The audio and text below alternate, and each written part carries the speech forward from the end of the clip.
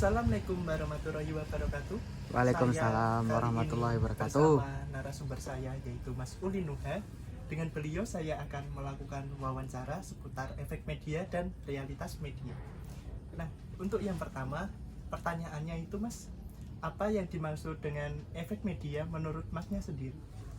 Efek media itu kan pengaruh media yang mempengaruhi terhadap diri kita sendiri ya.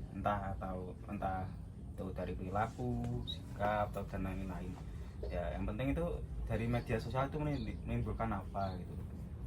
Oh, berarti kayak hal yang terjadi akibat dari media tersebut ya? Ya, Untuk pertanyaan yang kedua Mas, bagaimana media memengaruhi pandangan masyarakat terkait tentang realitas media tersebut? ya. Pertanyaan yang kedua ya. Oh, itu kan media kan punya informasi atau cita-cita tertentu sehingga menganggap kita bahwa hal itu adalah suatu kenyataan. Nah, sehingga jadi kalau kita melihat media berarti kita sama juga kalau melihat dunia. Oh, berarti pandangannya itu seperti kita melihat dunia itu ya Mas? Ya, itu kan media kan punya banyak informasi tau gitu. Nah, sehingga kita menganggap itu kenyataan, kurang lebih seperti itu. Baik, untuk pertanyaan yang ketiga nih Mas, apa perbedaan antara efek media jangka pendek dengan yang jangka panjang itu bagaimana ya Mas?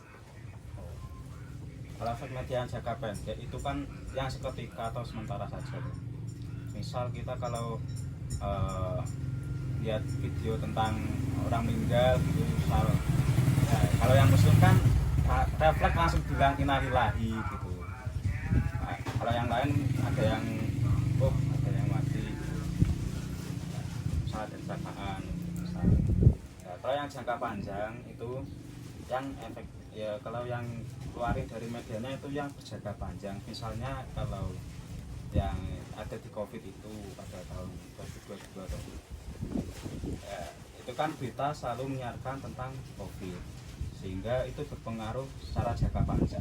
Setiap hari kok beritanya COVID terus gitu loh. Nah, itu mengaruh jangka panjang pula hingga masyarakat itu berpikir kalau permasalahan COVID itu harus dipikir secara matang-matang untuk jangka panjangnya. Oh, berarti kayak setiap hari bahasnya COVID terus gitu ya Mas? Gitu. Untuk yang pertanyaan selanjutnya nih Mas, apa itu teori agenda setting dan bagaimana cara kerja dalam media tersebut? Oh, teori agenda setting itu kan teori yang dikeluarkan oleh Maxwell pada tahun 1907 kalau nggak salah loh. Nah, itu kan teori agenda setting itu kan media selalu mengeluarkan informasi tertentu, isu-isu tertentu secara terus-menerus sehingga masyarakat itu punya persepsi yang selalu tertuju pada isu-isu tertentu itu yang dikeluarkan oleh media. Nah, kayak tadi yang COVID itu, kok ditanya COVID terus ya, sehingga masyarakat itu ikut andil untuk berpikir tentang COVID itu. Oh, jadi jika misalnya agenda setting itu kayak isu-isunya tentang COVID itu terus-terusan Ya, dibahas. contoh yang sudah terjadi itu ya kayak berita itu terus beritanya Sama terus gitu ya. itu. Lalu selanjutnya nih Mas, bagaimana media sosial mempengaruhi tingkat kecemasan atau depresi dalam penggunaannya? Ya. Jadi kan media bisa membentuk identitas anak-anak ya. Jadi sekarang kan anak-anak sekarang atau remaja-remaja sekarang kan bukan hanya dibentuk oleh lingkungan saja, tapi bisa dibentuk oleh media juga. Nah, contohnya ya misal anak-anak itu melihat tentang video orang-orang yang sukses sehingga dari kecil ya sudah ingin berpikiran untuk ingin sukses. Ya kurang lebih anak-anak atau remaja itu kan mengadopsi dari nilai-nilai mereka sehingga ya ingin seperti orang-orang yang ada di media itu. Oke Mas, jawabannya bagus juga ya. Lalu pertanyaan yang berikutnya nih Mas, bagaimana opini media dapat mempengaruhi opini publik. Jadi media itu gimana caranya biar bisa mempengaruhi opini publik itu. Mengenai opini publik, misal ya contohnya kayak yang terjadi di pemilu kemarin, itu kan banyak media-media yang mengunggulkan paslon 1 atau yang merendahkan paslon 1. Nah, itu kan sehingga membuat opini masyarakat yang misal ingin memilih 02 pindah ke 01 atau begitu sebaliknya juga. Nah, itu kan dilihat dari orang lain, lihat dari media itu kan sehingga bisa berubah opininya gitu. Nah, tadi kan pengen memilih nomor 1, orangnya sudah salah gimana gitu. Lihat ada yang jelek-jelekannya di media, pindah ke 02 gitu. Sehingga orang-orang itu selalu berubah opininya karena media. Kadang-kadang ada yang seperti itu. Seperti bikin nggak konsisten ya Mas? Kadang bisa membuat tidak kekonsistenan masyarakat juga. Baik Mas, pertanyaan berikutnya, bagaimana perbedaan efek media massa sama media sosial itu? Oh, ya perlu ketahui dulu ya, media massa sama media sosial itu kan beda.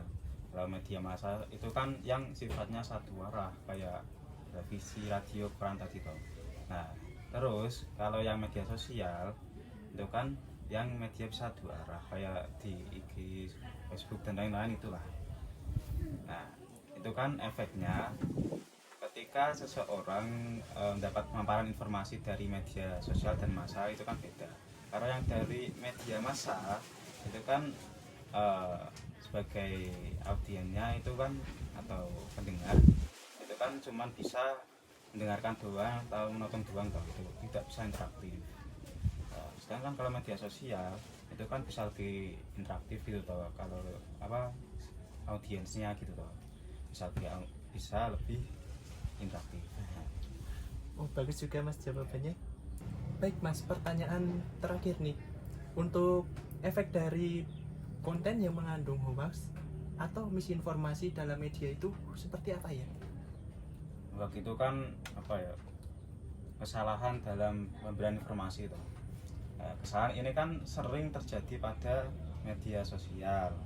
Karena kan di media sosial itu kan banyak influencer. Nah, influencer satu bilang pendapat A pada suatu kejadian, misal yang influencer yang satunya lagi bilang begini, sehingga menciptakan polarisasi sikap terhadap suatu isu tertentu.